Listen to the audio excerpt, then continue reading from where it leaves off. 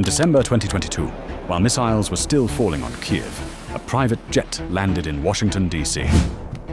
Larry Fink stepped out, CEO of BlackRock, the man who controls more money than any human being in history.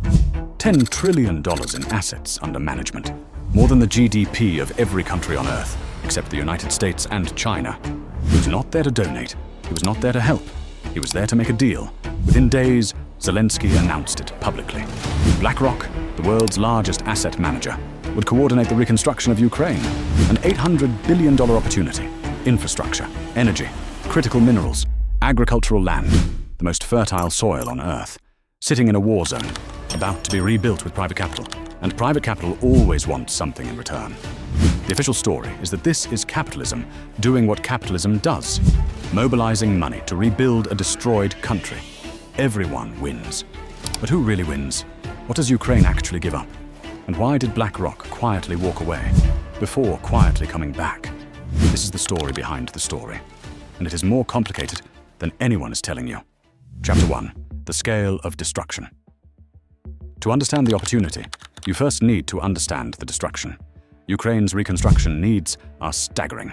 The World Bank estimates total damage at over $750 billion, a number that grows with every missile strike.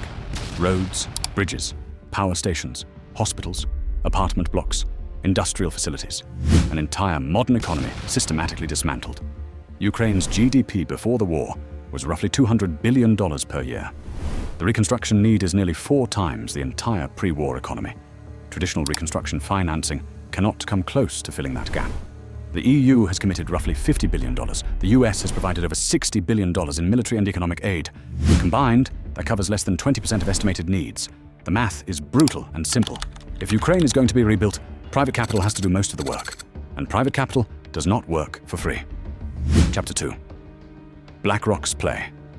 BlackRock did not stumble into Ukraine. It moved with precision. In December 2022, the same month Fink flew to Washington, BlackRock Financial Markets Advisory signed a memorandum with Ukraine's Ministry of Economy. The mandate was explicit: advise Ukraine on building the investment framework for reconstruction, design the fund structure, attract the capital. The framework they built envisions mobilizing up to $800 billion in public and private investment over the next decade. The focus areas, infrastructure, energy, critical minerals, agriculture, are not chosen randomly. They are Ukraine's most valuable assets, the things worth owning for the next 50 years. BlackRock generates revenue through advisory fees, asset management commissions, and performance fees. The Reconstruction Fund is a product. Ukraine is the market, and the product is extraordinarily valuable.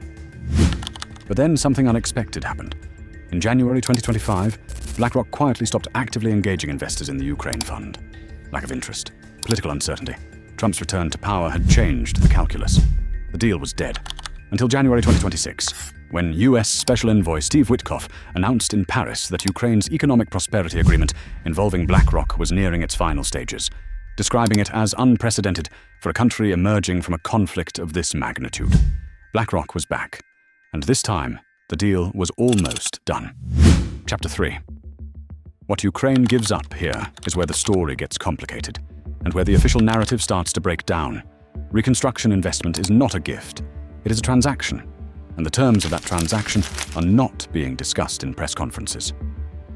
In 2025, the United States and Ukraine signed an agreement to create a recovery investment fund, including natural resources, critical minerals, oil and gas. It is no longer only about restoring a destroyed country. It is about who will have access to the assets, who will control the flow of money, who will take the contracts, and who will be at the cash register when the war moves into the stage of great reconstruction.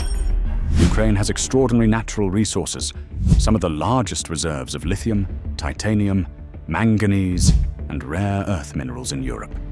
Some of the most fertile agricultural land on Earth, the black soil that feeds hundreds of millions of people globally. Significant oil and gas reserves.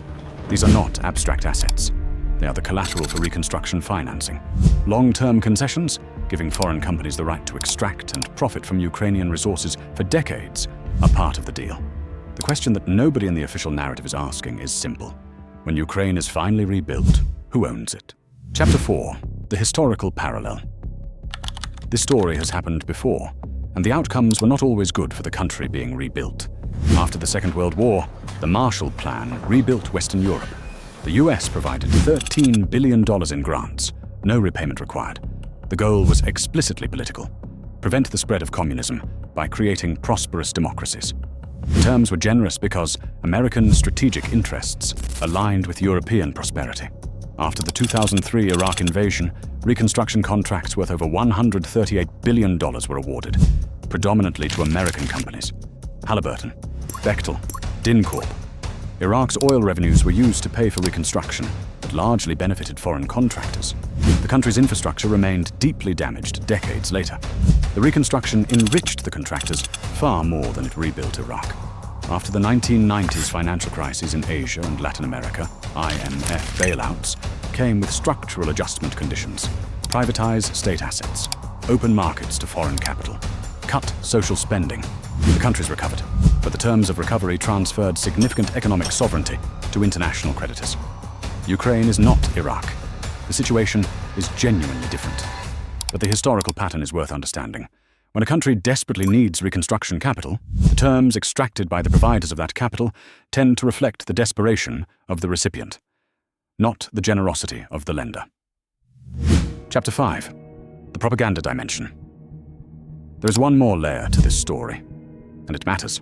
Russia is deliberately amplifying the most extreme version of this narrative. BlackRock is buying Ukraine. Western capital is colonizing the country. The reconstruction is a theft disguised as charity. This serves Russia's interests perfectly. If Western populations believe Ukraine's reconstruction is exploitation, support for Ukraine weakens. Funding dries up. The war continues. Russia wins. The researchers who study this are unambiguous. The BlackRock narrative effectively serves Russia's disinformation goals. Land ownership in Ukraine is a politically sensitive issue that Russia can easily weaponize. But here is the nuance that matters. Russia amplifying a concern does not make the concern wrong. The questions about resource concessions, contract terms, and long-term sovereignty are serious and legitimate. They deserve serious and honest answers, not dismissal as Russian propaganda. The truth is somewhere in the middle. Private capital is positioning for profit. Some terms may favor investors at Ukraine's expense. Ukraine's government is negotiating those terms in the context of an existential war, and Russia is weaponizing legitimate concerns to undermine the entire reconstruction effort. All of these things are true simultaneously, and anyone telling you the story is simple is lying to you. Chapter 6. The bull case for private reconstruction. To be fair, the alternative to private capital reconstruction is no reconstruction. Ukraine cannot wait for a perfect deal. Every month without reconstruction is another month of economic deterioration, population flight, and lost productive capacity. The Ukrainian population has already shrunk dramatically as millions fled west. Economic activity has collapsed. The government cannot fund reconstruction from its own budget. Private capital, even capital that expects a return, builds things faster and more efficiently than government programs. The post-war reconstructions of South Korea and West Germany, both involving significant private capital, transformed devastated economies into industrial powerhouses within a generation. And Ukrainian officials are not naive. They have seen what happened in Iraq. They have legal and institutional structures that Iraq in 2003 did not. The concession terms are being negotiated, not simply dictated. BlackRock's size and institutional relationships make it uniquely positioned to attract pension funds, sovereign wealth funds, and insurers to a war-affected market. Capital that would never come without a credible manager structuring the risk. Larry Fink flew to Washington in December 2022, while missiles were still falling on Kyiv. He did not bring a check. He brought a framework, an $800 billion opportunity, dressed up in the language of reconstruction and recovery. The reconstruction of Ukraine will be one of the largest economic events of the next decade. BlackRock, JP Morgan, and the world's largest investors are not in this out of charity. They are in it because there is money to be made. That is not inherently wrong. It is how capitalism works. The question is whether the terms of reconstruction leave Ukraine truly sovereign over its own future, or whether the price of rebuilding is a generation of resource concessions that transfer Ukraine's wealth to foreign capital. That question has not yet been answered, but it is the most important financial story in Europe right now, and the person deciding the answer is not in Kyiv. He is in a boardroom in New York. If you enjoyed this breakdown, make sure to subscribe. New deep dives drop every week, covering the companies, markets, and stories that actually move your money. Check the description for related videos on this topic. And if you want the complete framework for analyzing any stock or understanding any market, the link to my full investing masterclass is in the description below. See you in the next one.